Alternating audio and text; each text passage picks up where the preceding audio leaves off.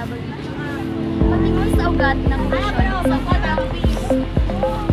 Nauungkat lamang ang usapin sa wikang Pilipino kapag pinagmamasdan ang pinakabagong dalawang isang papel na inilabas ng Bangko Sentral ng Pilipinas. Nakasaad doon ang Filipino as a national language 1935, ngunit itinanong ng ilan ang katupakan ng gayong pahayag. Hindi noong 1935 nilagdaan ang batas at umiral ang Filipino bilang wikang pambansa. Sa bisa ng Saligang Batas 1935, ang Kongreso ay inaatasang magpaunlad at magpatibay ng pagpahalatang pambansang wika na batay sa isa sa mga umiiral na katutubong wika. Wala pang ahensya ng pamahalaan ng mga kasiwa o maghanap prescription card pero sa pambansang wika. At wala rin napiling na kaya ito pinay maling katutubong wika ang magiging katayan ng bansa. Komisyon ay binubuo ng mga pinakatawan ng iba't ibang wika at ethno-linguistic region sa Pilipinas. Hindi bababa sa 4 na komisyoner ay dapat dalubhasa rin sa iba't ibang disiplina o field of learning. At tagapagpangulo at 2 full-time commissioners ay manunungkulan ng 7 taon.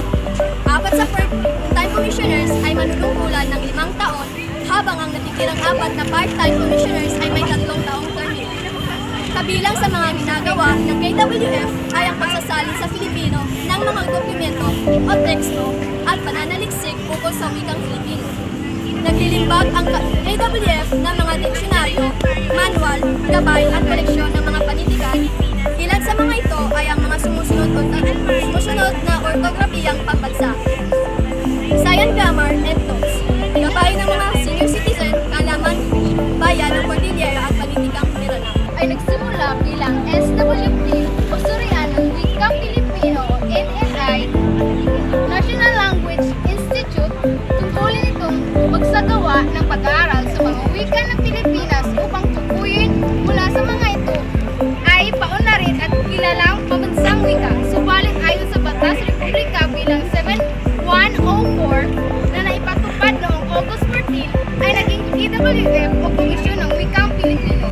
Noong Mayo 12, 2015, iginamit ng Komisyon sa Wikang Pilipino o KWF na gamitin ang Filipino sa halip na Pilipino sa pagtutukoy hindi lang sa pambansang wika, kundi pati sa tao at kultura ng Pilipinas. Paliwanag ng KWF, ang paggamit ng Filipino ay pagyakap sa mga regional ng makarami ang F ay hindi panyagap. Salukuyan tagapangulo ng KWF ay si Virgilio Almario. Si Virgilio Almario ay isang pambansang nilagal na sa Pilipinas sa larangan ng literatura. Si Almario ay panlimang pangulo ng KWF simula noong 1991. Nanamulan din siya bilang director ng pambansang komisyon para sa kultura at sine. Pilipino ang ginagamit ng wika sa lahat ng opisyal na komunikasyon ng KWF. Sa atas ng pagpapaganap bilang 335 na lahat ng opisina ng pamahalaan na magsagawa ng mga hakbang para magamit ng Pilipino sa mga opisyal na desisyon at korespondensya.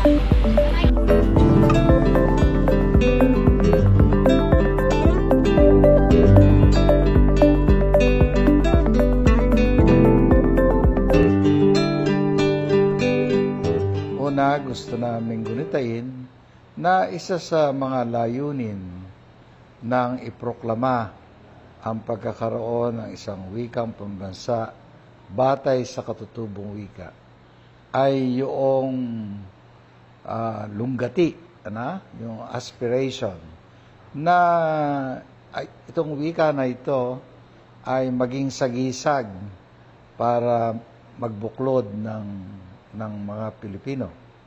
Kalawa, kaya rin namin naisip ito, noong isang taon, nagkaroon kami ng tinatawag naming Summit Conference for Peace na ginawa namin sa Bukidnon. At dito, inimbita namin ang mga pangkating etniko. Doon, lumabas na ang malaking problema ng mga lumad natin ang lahat daw kasi ng mga dokumento tungkol sa kapayapaan, tungkol sa kanilang kapakanan, nasa Ingles. Kahit raw yung mga form lamang ng pag-register sa kanila ay nasa Ingles. Kaya sabi nila, ang kanilang hiling, baka dapat para talaga, lalo ngayon nagkakaroon ng mga kasunduan pangkapayapaan sa Mindanao, baka dapat Filipino ang gamitin sa halip na Ingles. So yung ganong kahilingan para sa amin ay bahagi na rin ng diwa na hindi tayo nagkakaisa kasi yung ating wika ay, di ba, hindi magkamuka, hindi magkatulad.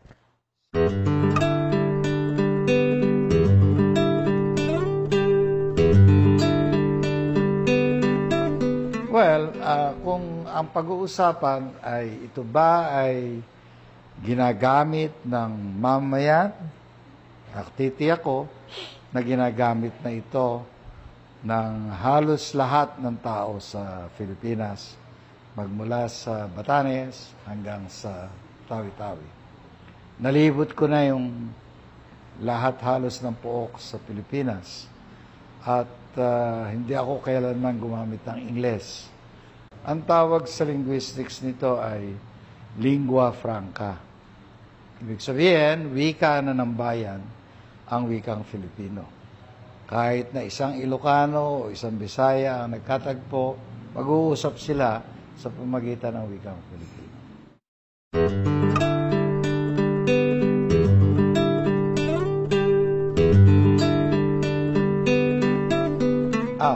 Yung bagong salita ay hindi masama yun. Ang wika ay araw-araw dapat umuunlad at nagbabago. Kaya kung may pumapasok na bagong salita, yun ay palatandaan na aktibo at buhay ang wika.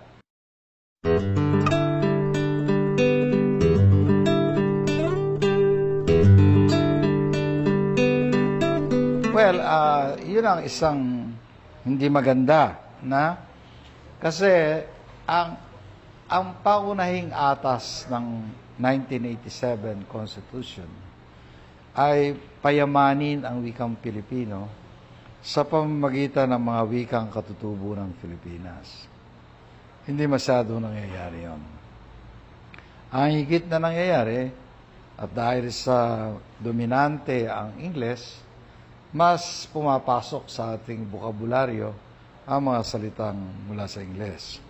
Ang amin ngayong ginagawang reorientation ay kung paanong mapapalakas ang paglahok ng mga wikang katutubo ng Pilipinas sa ating wikang pambansa.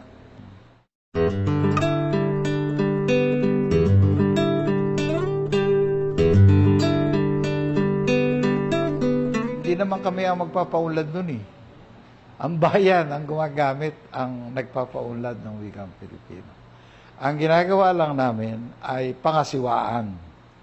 Kung may nakakalimutan, katulad nga ng paglimot sa pagpapasok ng mga wikang katutubo, kailangan gumawa kami ng plano para maging aktibo ang mga wikang katutubo.